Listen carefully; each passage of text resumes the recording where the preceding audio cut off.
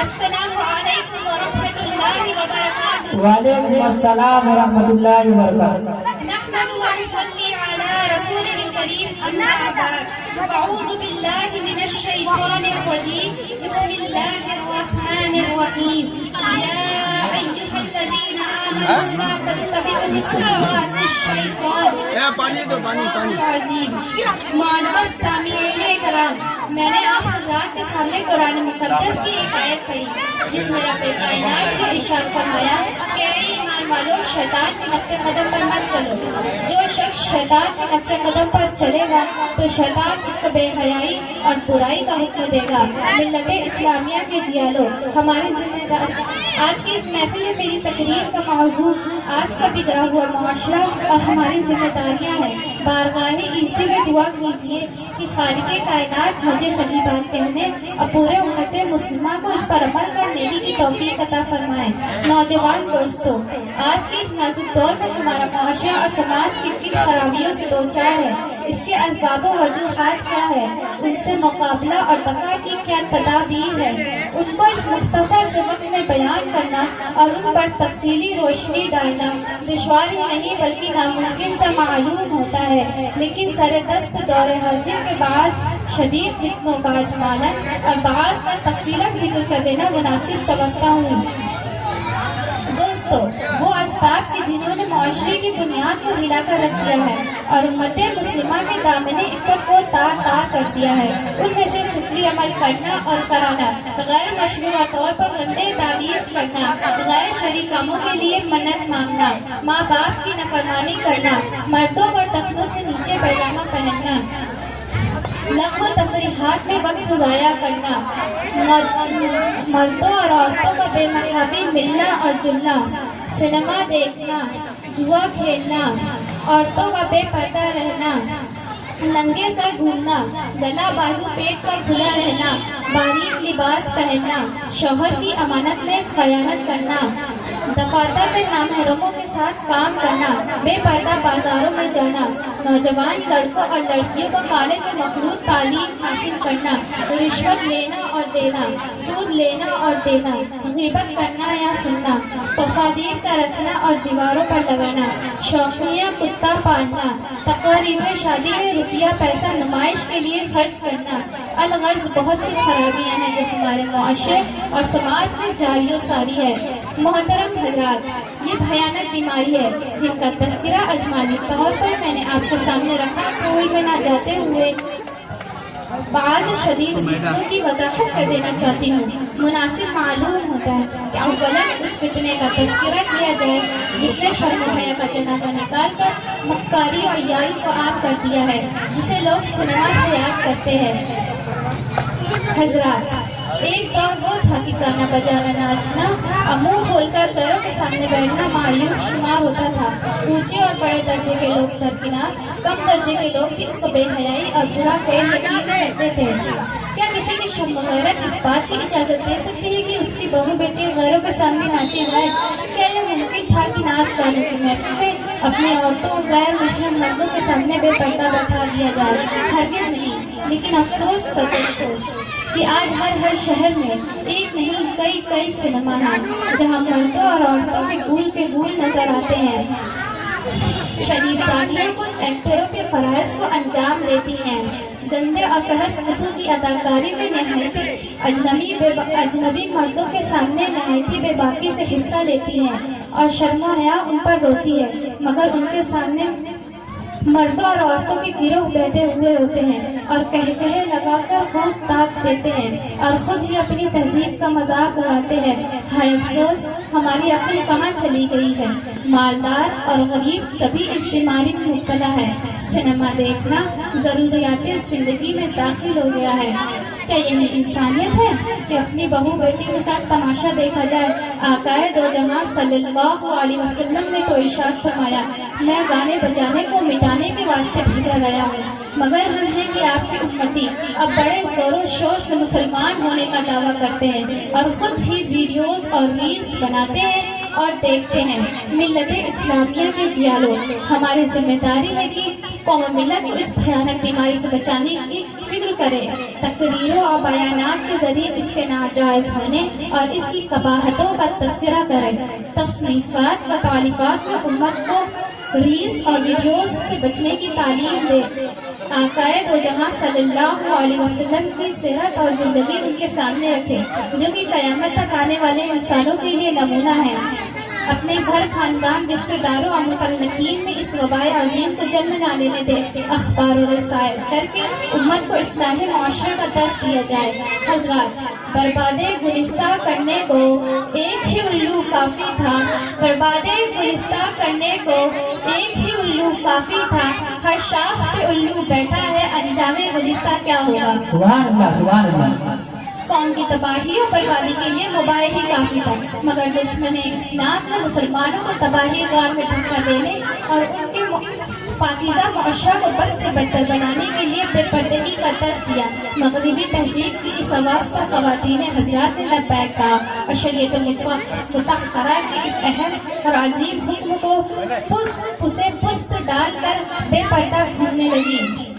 حالانکہ آدم علیہ السلام سے لے کر نبی اکرم صلی اللہ علیہ وسلم تک پوری دنیا کی تاریخ میں مرد عورت کے باہم اختلاط کرنے کو کبھی اچھا نہیں سمجھا گیا۔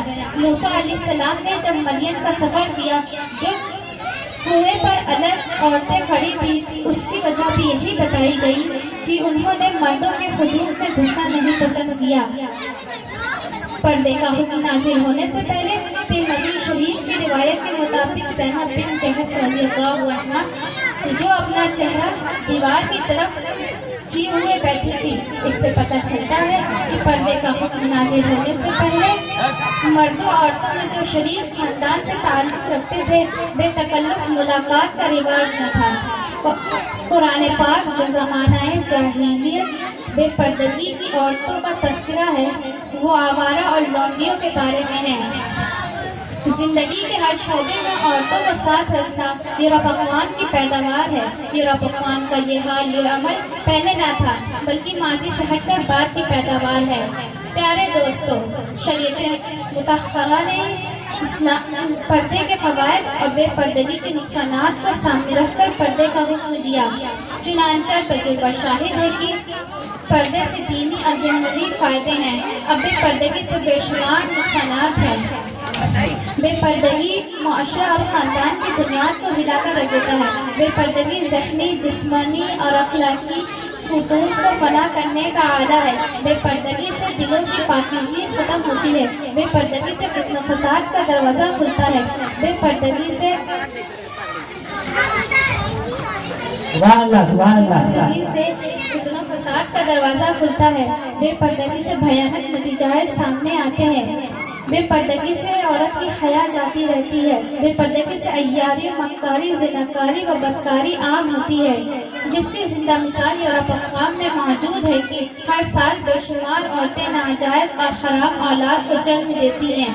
بے پردگی سے مردوں کے دل و دماغ میں بڑے وسوس اور گندے خیالات پیدا ہوتے ہیں۔ نیز سب سے بڑھ کر شریعت اسلامیہ کا حکم ٹوٹتا ہے، اللہ اور اس کا رسول ناراض ہوتا ہے۔ ہمارا رات دن کا تجربہ ہے کہ آج ہمارے معاشرے میں یہ تمام نقصانات سامنے ہیں۔ تمام نقصانات سامنے ہیں۔ قرآن پاک میں کس قدر پردے پر زور دیا گیا ہے اور حدیث میں کس قدر پردے کی اہمیت کو بیان کیا گیا ہے، وہ سب ان کو سنایا جائے۔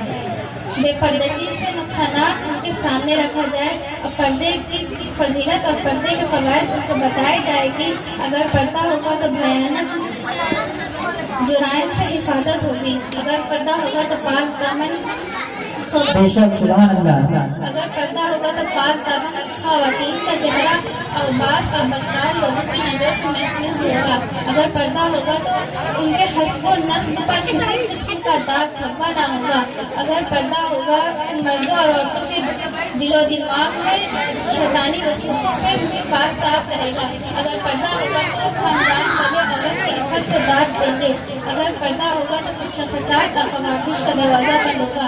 اگر پردہ ہوگا تو عورت کی حیا باقی رہے گی.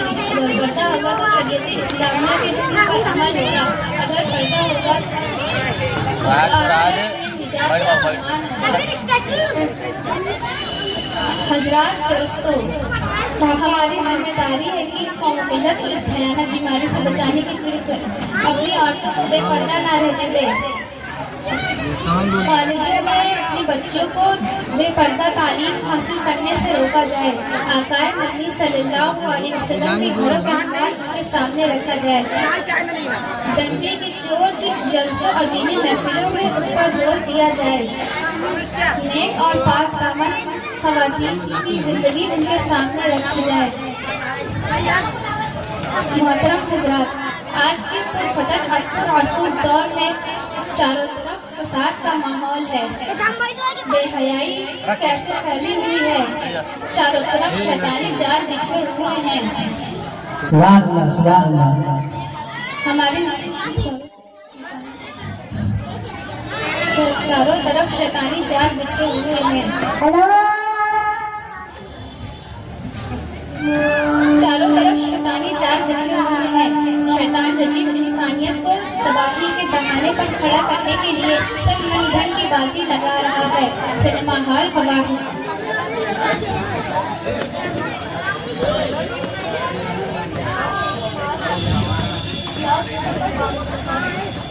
آؤ ہم سب مل کر اس بات کا عہد کریں کہ صادم حیات اسلام کی پاسبانی کریں گے انشاءاللہ.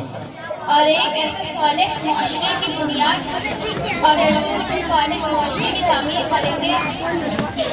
اور اللہ تعالیٰ سے دعا کیجیے کہ وہ ہم سب کو ایک اسلامی معاشرہ نصیب عطا فرمائے. آمین آمین آمین. ثم آمین. آمین ثم آمین. وآخر دعوانا ان الحمد للہ رب العالمین.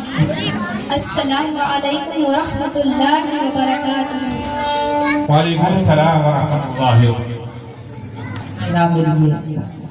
اچھا اب آئیے، ہمارے دور دراز سے مہمان جو تشریف لائے ہیں اور ماسٹر شمیم صاحب کی طرف سے بچے کو 500 روپے کا انعام آیا ہے، وہ اپنا انعام لے لیں. اور جو ہمارے مہمان آئے ہیں عدیل بھائی تشریف لائے ہیں، اب تقریر ہی پیش کرنے کے لیے ان کے صاحبزادے محمد عمیر کو بلانا چاہتا ہوں کہ وہ مائک پر آئیں اور ہم سامعین کے سامنے تقریر پیش کریں. محمد عمیر مائک پر.